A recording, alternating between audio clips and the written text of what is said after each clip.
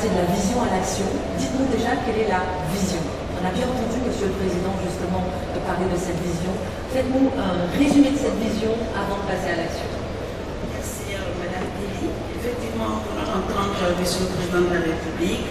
Nous avons entendu les œuvres qui sont passées précédemment. 30% de la population vivant avec moins de 80 000 francs CFA. Ce qui représente 80 du seuil de pauvreté, et qu'en zone rurale, la pauvreté est plutôt disparate, plus diffuse, plus confuse et donc difficilement maîtrisable à l'heure actuelle. Ce qu'effectivement, à travers la stratégie d'investissement Aimé du Gabon qui décline les axes prioritaires, cette pauvreté peut être maîtrisée et les populations peuvent être mises sur le tissu du développement économique et social.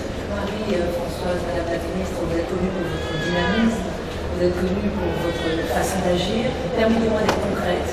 Moi, je suis gabonaise, je me dis, est-ce que ce discours-là, je ne l'ai pas déjà entendu? Ok, très bien, le constat, 30% de personnes et de foyers économiquement faibles. Mais on fait quoi? Concrètement, qu'est-ce qu'on fait aujourd'hui? Non, ce discours n'a pas encore été entendu. Dites-moi ce qu'il y a de nouveau. Ce qu'il y a de nouveau, c'est que nous avons un plan d'action, nous avons une stratégie, nous avons une méthode, nous avons des procédures.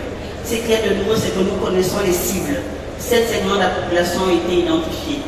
Les familles économiquement faibles, les familles avec enfants, les personnes âgées, les veuves, les jeunes, les étudiants isolés, les enfants des rues et des orphelins. Nous les connaissons, nous les avons quantifiés, nous avons ciblés, nous savons ce qu'il faut désormais. Nous avons élaboré une stratégie et définir des critères d'action, c'est-à-dire des aides conditionnelles qu'il faut leur apporter pour pouvoir les aider dans leur vie quotidienne, des aides financières, des aides matérielles et la construction des centres de vie pour permettre leur réinsertion, notamment en ce qui concerne les personnes âgées qui sont de plus en plus abandonnées par le tissu familial. Vous êtes en train de nous dire qu'entre la vision et l'action, il y a l'identification, on en est à ce point, avant de passer à l'action.